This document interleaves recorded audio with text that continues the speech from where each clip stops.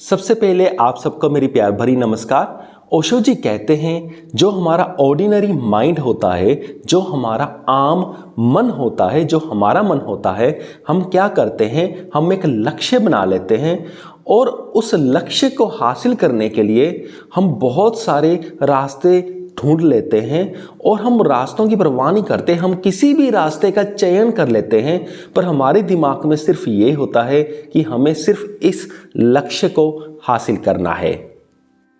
अक्सर ऐसा होता है कि जिस रास्तों का हम चयन करते हैं उस लक्ष्य को पाने के लिए, उन रास्तों पर चलना हमें बिल्कुल भी पसंद नहीं होता।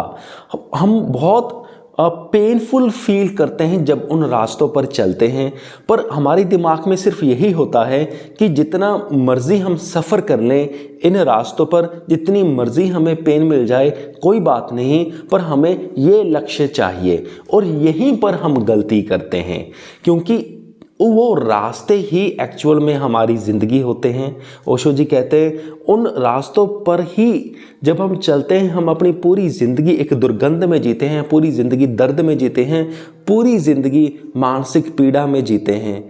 और लेकिन हमारे मन में आस यही होती है कि वो लक्ष्य हमें मिल जाना चाहिए, पर एक्चुअल में जो वो रास्ते होते हैं और लक्ष्य होते हैं ये दोनों अलग अलग चीज़ें नहीं होते, ये दोनों एक ही चीज़ होती है।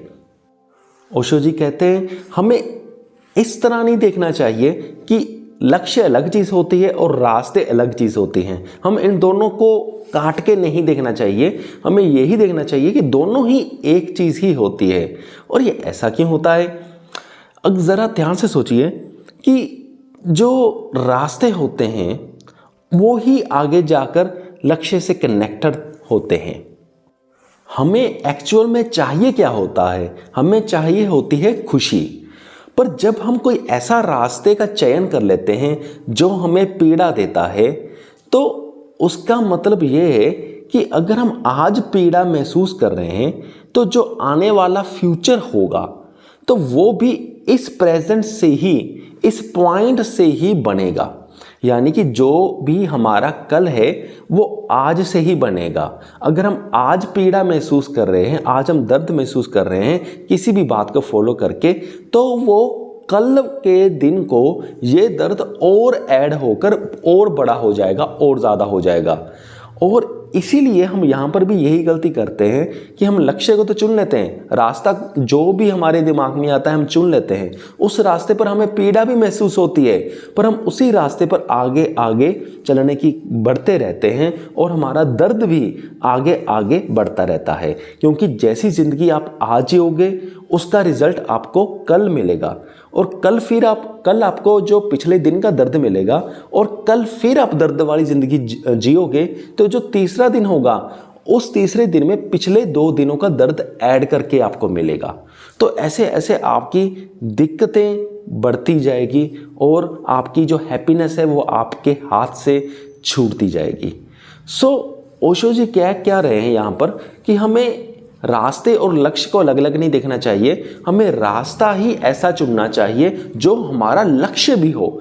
यानी कि रास्ता ऐसा चुने जहाँ पर आपको खुशी मिले, जहाँ पर आपका मन शांत हो, जहाँ पर जिस रास्ते को फॉलो करके आप आनंदमयी महसूस करो। क्योंकि अगर ऐसा होगा, अगर आप आज आनंदमयी महसूस कर रहे हो तो जो कल का दिन होगा वो आज से ही उपजेगा, और जो ये आज वाली खुशी है ये कल के दिन में ऐड हो जाएगी, और कल फिर आप अगर उसी रास्ते पर चलते हो आनंदमय, तो आपकी खुशी डबल हो जाएगी। तो फिर ऐसे खुशी खुशी आपकी बढ़ती जाएगी स्टेप बाय स्टेप, और हमारा एंड मकसद तो खुशी ही है, तो हमें रास्ता भी वही चुनना चाहिए। तो फिर जो हमारा एंड वाला लक्ष्य होगा वो भी हमें मिल जाएगा, और वो भी बहुत खुशी से मिल जाएगा। इसीलिए जो भी हम रास्ता चुनते हैं कुछ भी पाने के लिए, उस रास्ते की इम्पोर्टेंस को समझें और अपनी ज़िंदगी में उस रास्ते की इम्पोर्टेंस को समझते हुए ऐसे रास्ते का चयन करें जो आपको खुशी दे। ये एक बहुत ही बड़ा मेन पॉइंट है। और अभी मैं इस बात को घुमाकर दूसरे एंगल से लाता हूँ कि जो हम जैसे किसी रास्ते का चयन करते हैं वो कैसे करते हैं, यानी कि उस रास्ते की क्या इंपॉर्टेंस होती है हमारी लाइफ में, उसके बारे में बताता हूँ। सपोज करो कि अगर जो भी आप चाहते हो, सपोज ऐसे ही कर लो कि अगर आप पैसा कमाना चाहते हो, अगर आप चाहते हो कि 50,000 रुपये महीना, और उस 50,000 रुपये महीना जो आपने लक्ष्य बनाया है, उसको पाने के लिए आप जो भी कुछ कर रहे हो, क्या वो आपको अच्छा लगता है? अगर आप स्टिल कंफ्यूज्ड हो, अगर आपको इसका आंसर नहीं मिल रहा कि अगर वो आपको अच्छा लगता है या नहीं लगता है, तो इसको प्रूव करने के लिए मैं एक आपको और बात बताता हूँ।